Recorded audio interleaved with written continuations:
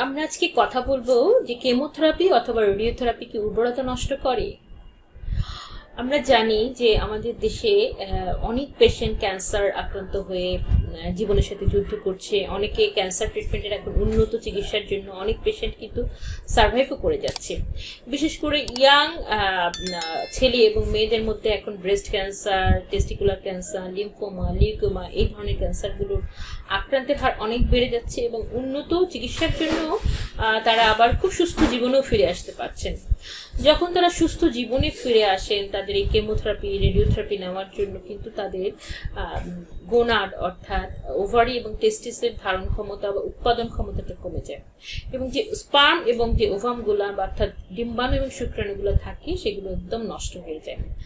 So এখন fertility preservation করা বা উর্বরতা সংরক্ষণ করা ক্যান্সার পেশেন্টের জন্য একটি প্রধান বিষয় হয়ে দাঁড়িয়েছে এবং এই বিষয়গুলো কাউন্সিলিং করাও তাদের জন্য খুব জরুরি হয়ে গেছে। আমরা অনেক ক্যান্সার পেশেন্ট পাই যারা রেডিওথেরাপি, কেমোথেরাপি দিয়ে পরবর্তীতে আমাদের কাছে এসেছেন, কিন্তু আসার পরে আমরা দেখতে পাই যে তাদের ডিম নাই বা শুক্রাণু উৎপাদন নাই।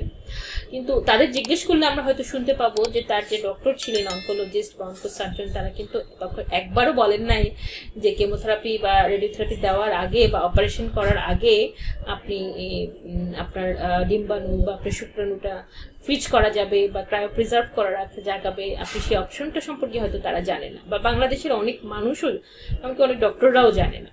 তো এই বিষয়গুলো আমরা একটু জানানোর জন্যই, সবাইকে সচেতন করার জন্যই আমাদের এই ভিডিওগুলো তৈরি। এ নিয়ে আপনাদের কোনো কোশ্চেন থাকলে আমাদেরকে চ্যাট বক্সে জানাবেন। ফার্টিলিটি প্রিজার্ভেশন করা বা ফার্টিলিটি প্রিজার্ভেশন বিষয়টি বাংলাদেশে নতুন হলেও সারা বহির্বিশ্বে সব জায়গায় এটা খুব ইউজ হচ্ছে এবং যেহেতু মানুষের লংজিভিটি বেশি, এটার মাধ্যমে পরে তারা বাচ্চা উৎপাদনও করতে পারছে বা আইভিএফ বা এক্সি পদ্ধতিতে বাচ্চা তৈরিও হচ্ছে। সো আমরাও এটা নিয়ে সচেতন হই। বিশেষ করে ক্যান্সার যে পেশেন্টগুলো আমাদের আছে সেগুলোকে আমরা এই ফার্টিলিটি বা ফার্টিলিটি প্রিজার্ভেশনের মাধ্যমে আমরা তাদের রিপ্রোডাক্টিভ ফাংশনটাকে অক্ষুণ্ণ রাখতে পারবো এবং পরবর্তীতে একটি মা বাবা হওয়ার যে স্বপ্ন সেটাকে আমরা ফলপ্রসূ করে তুলতে পারবো।